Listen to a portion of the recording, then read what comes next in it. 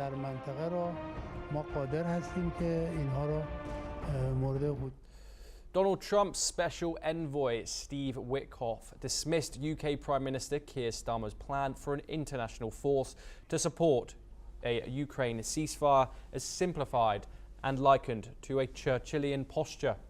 In an interview with Tucker Carlson, Witkoff praised Vladimir Putin as super smart and gracious, repeating Russian claims that Ukraine is a false country and suggesting occupied Ukrainian regions should be recognized as Russian. Witkoff inaccurately described the conflict, misidentified Ukrainian regions, and echoed Kremlin narratives. He criticized Starmer's coalition idea and claimed NATO prevented Russian expansion into Europe. Witkoff projected a near-term Black Sea ceasefire and shared Trump's vision for US-Russia cooperation on energy, sea routes, and AI, following normalized relations.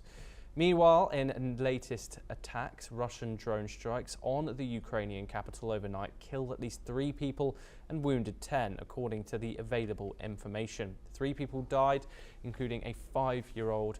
Another 10 were wounded. The Kyiv City Military Administration said on Telegram.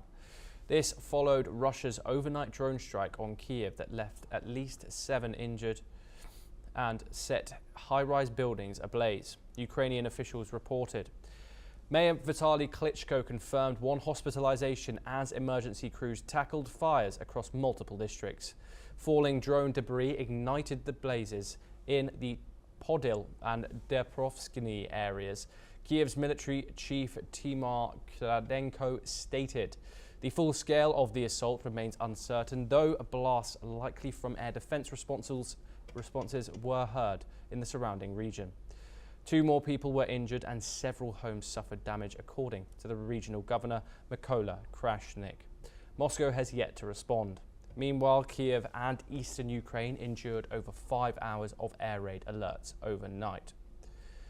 We are joined by Professor Rohan Gunaratne, Middle East Affairs expert located in Singapore, to discuss this further. Rohan, I wanted to start with these comments from US Envoy Steve Witkoff dismissing possible European plans. Now that a senior Trump envoy is publicly dismissing the UK opposition leader's Ukraine policy, does this reflect a fundamental shift how a future Trump administration might view the war? Trump is very close to Putin. They have built a very personal and a professional relationship. Trump is determined to resolve the conflict in Ukraine, and Putin has cooperated with him. But of course, the Russians are continuing their operations during this phase just before they enter into a ceasefire. So Russians are doing their best to gain some strength before the formal discussion starts. And that's why we have seen the overnight strikes that Russia has conducted in Kyiv. And this kind of intermittent attacks will continue until a ceasefire is established and the governments go into talks. Professor, it seems like this conflict has led to Trump and Putin becoming ever more close, and that seems to be going through his top staffing as well. You see Witkoff defending Putin, calling him very smart. What does this attitude say about the current state of the United States? It is also that Trump believes that unless there is that personal rapport and friendship, he cannot move forward and strike a deal. He is determined to do this. Even if you look at how Trump dealt with the North Korean leader, right? He was very friendly with him. So his style of doing these international negotiations is very similar to what he did as a businessman, to make friends and then to negotiate and to discuss. Professor Gunaratne, you just brought up the example of Kim Jong-un. Obviously, we saw that in Donald Trump's previous term. Russia, Vladimir Putin claims to have won elections in Russia, consolidated power. These claims are widely disputed, that these elections were legitimate. If they weren't, is there a kind of thing that Donald Trump may kind of favor the dictator in that regard, in negotiating with the dictator? Putin is a very popular leader in Russia. Whatever people may say, he has sustained his popularity in Russia.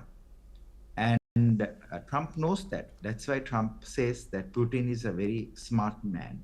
And of course, he is very competent in warfare, not only in what he has done in Ukraine, but more internationally in information and influence operations. The Putin's strategic communications capabilities are huge. He's able to influence public opinion. He's able to influence the outcome of who will be leaders. The Russians have mastery of the information domain, where they are able to influence public thinking, even European thinking, in a very significant way. But my question is, why has this trust been gained? We have obviously seen the Americans previously donate millions and millions of pounds towards the Ukrainian war effort. Why has there been this sudden trust gained in Vladimir Putin from Donald Trump, obviously, but it seems to be his staff as well, and some Republicans as a whole? It is a personal relationship between Trump and Putin. So if you look at the National Security Agency's assessment, the FBI assessments before, you can see that there are various assessments that were made that the Russians even influenced the outcome of Trump's election. So in many ways, what we have seen is that Trump and Putin has had a friendship, a relationship over a long period of time. It's not only just this term. And Trump is determined to resolve this conflict. Professor Rohan Gunaratne, thank you very much for joining us. You are staying with us. We now move to some more news and Istanbul.